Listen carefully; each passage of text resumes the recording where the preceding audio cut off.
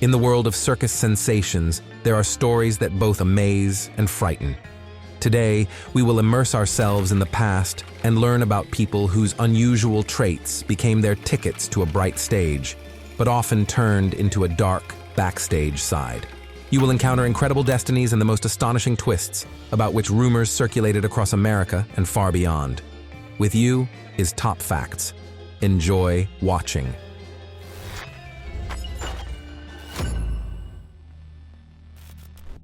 In the annals of circus performances, there are not many performers who manage to imprint themselves so strongly on the public consciousness as Grady Stiles, better known as Lobster Boy. He was born in 1937 with a rare genetic disease, ectrodactyly, that caused his fingers and toes to fuse, resembling lobster claws. But it so happened that thanks to this ailment, young Grady was literally doomed to a life in show business.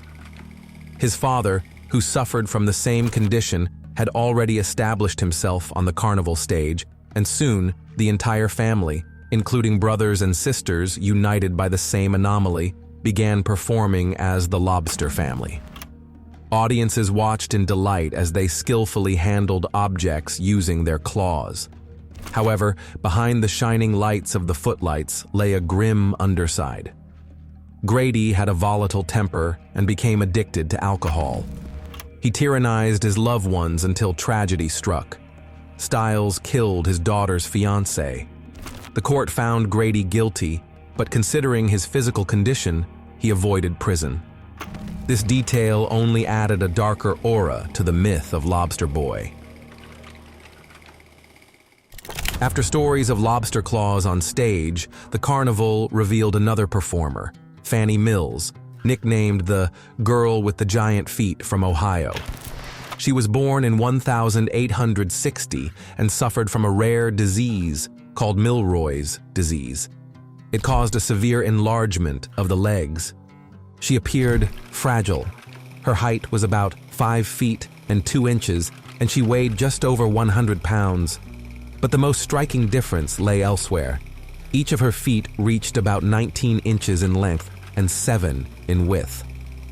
When in 1885 Fanny decided to showcase her feature to the public and tour the country, audiences were astounded. Moreover, promoters even announced a reward of several $1,000s to anyone who would marry her. Such was their promotional stunt. However, fate brought Mills together with William Brown, the brother of her caregiver. Real feelings arose between the young couple, and in 1886 they married, proving that love can blossom even under a circus tent. They say that the story of big-footed Fanny Mills is astonishing, but an even more captivating case is the fate of Francesco Lentini, famed as the three-legged marvel. He was born in 1889 in Sicily and possessed a third leg due to a parasitic twin that did not separate in the womb. From early childhood, the boy managed not only to adapt to the extra limb, but also to use it in many activities. He could run, jump, and even ride a bicycle. At 8 years old, Francesco traveled to the United States to perform in front of audiences. Spectators were ecstatic. Lentini confidently kicked soccer balls, danced, and overcame obstacles as though there were no anomalies at all. But his life was not confined to the arena. He married, became the father of 4 healthy children, and even purchased his own farm in Italy. Beneath the rare external phenomenon lay a person with a strong character and enviable resilience. If the three-legged Francesco Lentini made the audience gasp, then the case of Prince Randian turned beliefs about bodily capabilities completely upside down. He was born in 1874 in British Guiana, accompanied by the exceedingly rare diagnosis of tetra amelia syndrome, which meant Randian had no arms or legs at all. Yet he did not see himself as a prisoner of circumstances. From childhood, Prince learned to write, draw, and even shave with his mouth. His skills amazed none other than Phineas Taylor Barnum, who sensed the potential of a future star.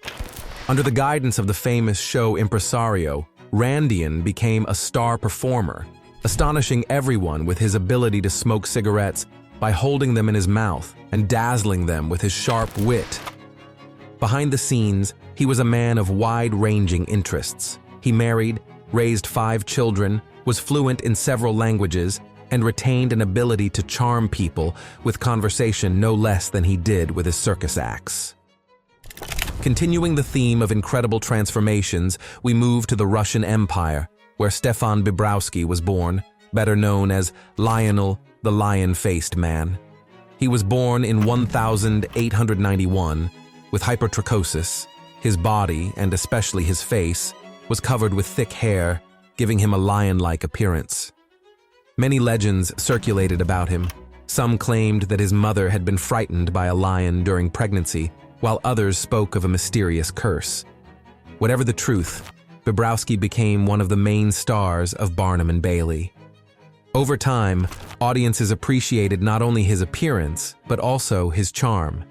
Stefan was sharp-minded, and he presented himself so that he was perceived not merely as a freak of nature, but as a full member of the troupe. The story of the lion-faced man astounds not only with its exotic allure, but also with the reminder that the human body is capable of much. It was on the hills of Tennessee in 1870 that Ella Harper, the camel girl, was born. It all stemmed from a rare orthopedic condition called congenital genu recurvatum, in which the knees bent backward, resembling camel legs.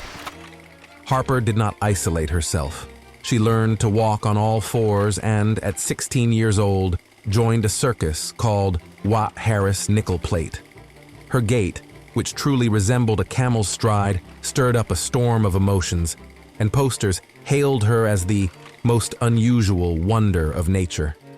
But the young woman performed for only 1 season, after which she decided to leave circus life and invest her earnings in her own education, choosing a different path than the constant display of her anomaly. While Ella Harper unexpectedly left the arena, another astounding hero emerged, Charles Sherwood Stratton, known to the public as General Tom Thumb. He was born in Connecticut in 1838 with a rare form of dwarfism that caused his height to stop at around 25 inches. Yet his short stature turned into a huge advantage. The great showman P.T. Barnum quickly realized that Stratton had a knack for entertaining audiences. The performer was witty, sang well, and danced beautifully. Under the name General Tom Thumb, he sparkled on stage, achieving worldwide fame. He performed before royalty and presidents, and his fame grew with each season. In addition to performing, Stratton was known as a shrewd businessman. He shared part of his successes with Barnum, and together they amassed a fortune. When Charles found love in a fellow circus performer, Lavinia Warren, their wedding became the event of the year, proving that true feelings are not dependent on height or prejudice. If General Tom Thumb vividly demonstrated that great power can be found in miniature stature, the next story shows the other side, the fate of a person whose body lost weight catastrophically. Isaac Sprague, known in history as the living skeleton, was born in Massachusetts in 1841 and was perfectly healthy in childhood. But in his teenage years, something inexplicable began. Despite a good appetite, his weight plummeted. Doctors never managed to unravel his mystery.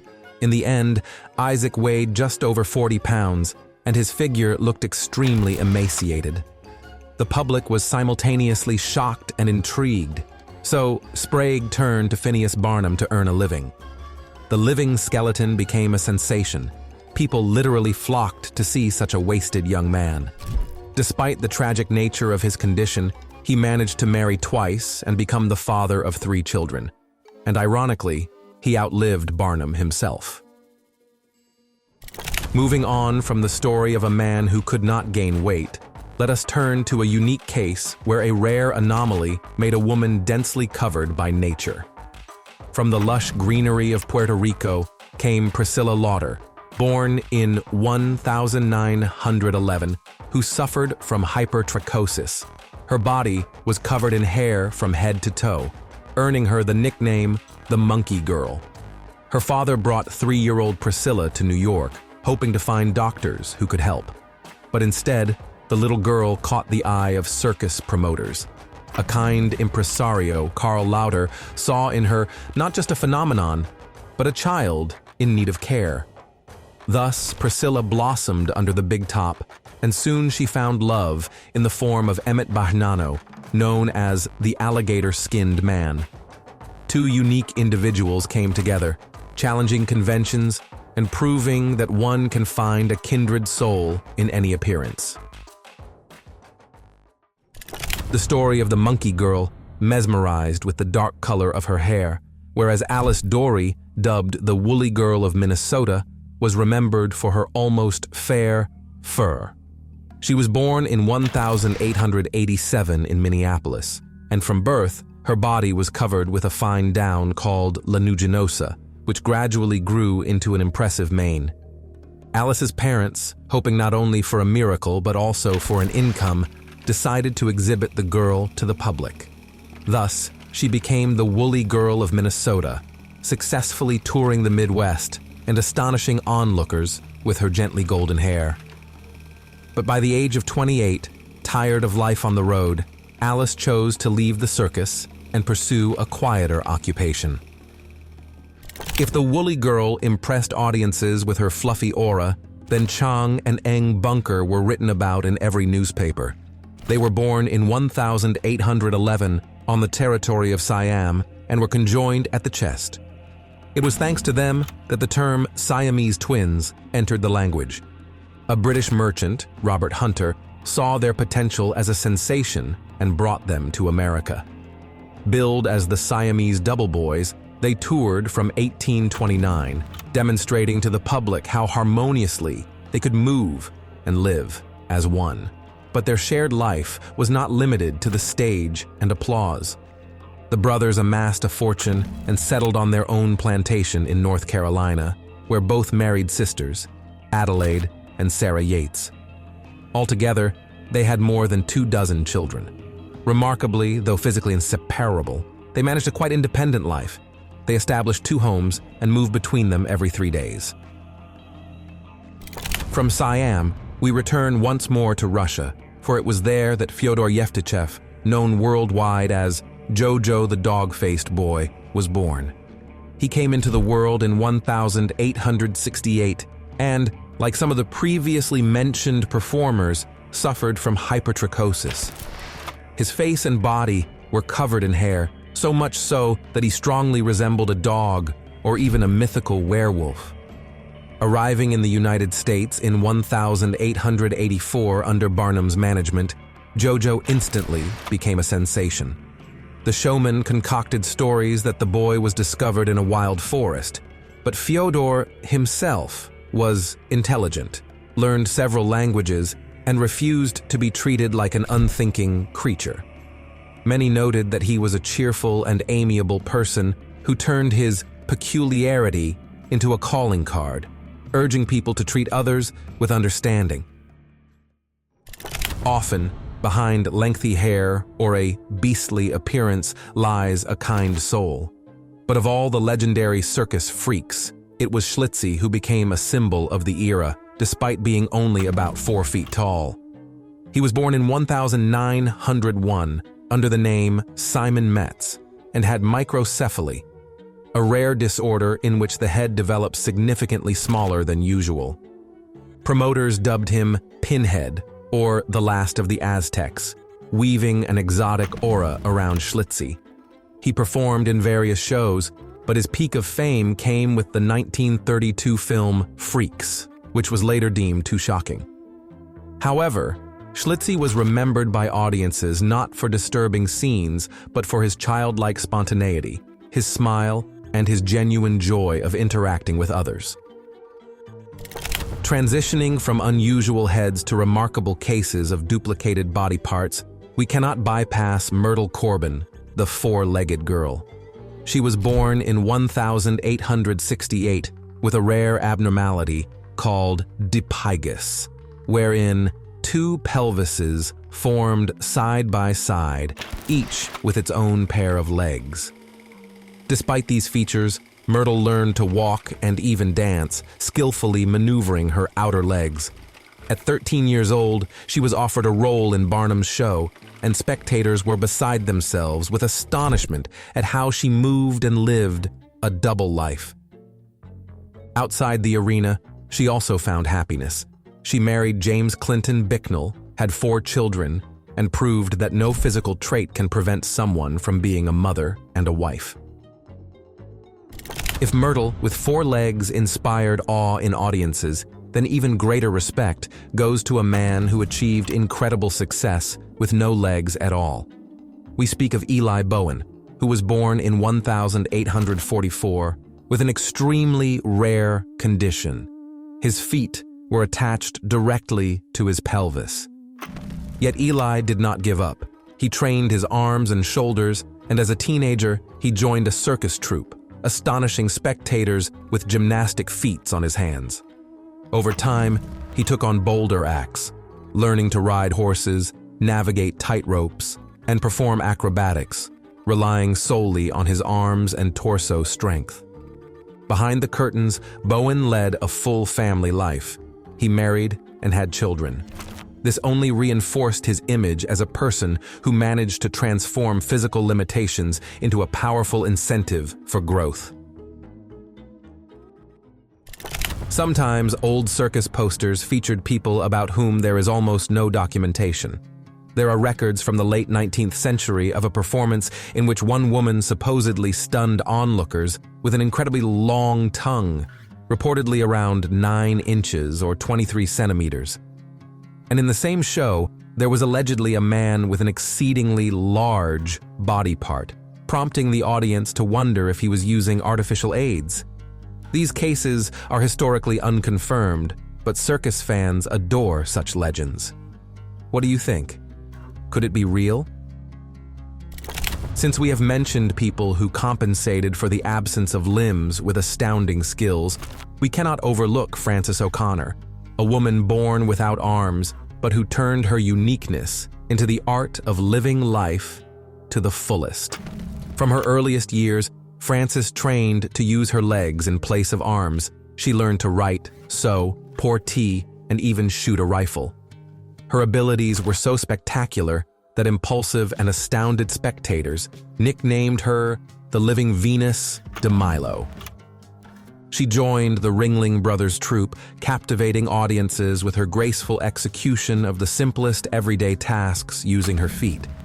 Behind the facade of a circus curiosity, she was an intelligent, charismatic woman who proved that with determination and hard work, almost anything is possible. But while the previous stories were mostly about congenital traits, the life of Joseph Merrick stands among the most poignant tragedies in history. He was born in 1862 in London and suffered from an extremely rare condition called Proteus syndrome. The disease caused extensive deformities of the bones and tissues, such that his head and right arm were disproportionately enlarged. In his youth, he found himself destitute and ended up in traveling freak shows, earning the nickname the Elephant Man. This period was harsh. Spectators looked at Joseph with horror and curiosity, and few saw him as an individual. However, fate led him to meet Dr. Frederick Trevis, who helped Merrick find refuge and treatment at the London hospital. Merrick turned out to be a sensitive and deeply perceptive person who associated with many aristocrats and intellectuals. He died young, but he managed to leave behind an inspiring story of courage in the face of adversity. Some circus performers astonished crowds with entire syndromes, while others amazed with a single trick. Martin Joe Lello, nicknamed the Owl Man, could rotate his head 180 degrees. He was born in Germany in the late 19th century under the name Martin Emmerling and possessed an extremely flexible spine. In the early 20th century, he joined the Barnum and Bailey Circus and immediately captivated spectators by turning his head just like an owl. Later, He performed with Ripley's Believe It or Not, where his flexibility, combined with stage charisma, made him a key figure in the show. However, Lello also had personal dramas. There were rumors of his fondness for alcohol and suspicions of connections to the Nazis during the Second World War. Yet these stories remained unproven, and he continued to perform well into his advanced years, never losing his love for the stage. Amid a society dictating narrow standards of beauty for women, Annie Jones broke all stereotypes. She was born in Virginia in 1865, and even in infancy, she grew a truly thick chin of hair. They called her Infant Esau, and soon the girl joined P.T. Barnum's troupe. As she matured, Annie became a graceful and captivating woman, proudly displaying her full beard. She chose luxurious attire and accessories that enhanced her femininity. Over time, she became known as the Bearded Lady, and her earnings made her one of the highest-paid performers of that era. Moreover, she used her fame to advocate for tolerance and acceptance of those who looked different. Bringing our collection to a close is a person who literally stretched the boundaries of anatomy. Felix Wehr, born in Germany in the late 19th century, had Ehlers-Danlos syndrome, giving his skin remarkable elasticity. He could pull out his belly up to 18 inches and then snap it back like a rubber band. Word of his abilities reached Barnum and Bailey, and in no time, Wehr became the Elastic Man. Crowds watched with bated breath as he tied knots out of his own skin or stretched it across his entire face, completely obscuring his features. Strange, frightening, and at the same time, fascinating, audiences always loved such acts. Such is the story of the most unusual circus performers whose anomalies simultaneously fired the imagination and made people reflect on the power of the human spirit. If you enjoyed this and want to learn more new and mind-blowing facts, then subscribe to TopFacts. And, as a token of gratitude, feel free to leave any comment. It will greatly help us gain the views for which we created our channel in the first place.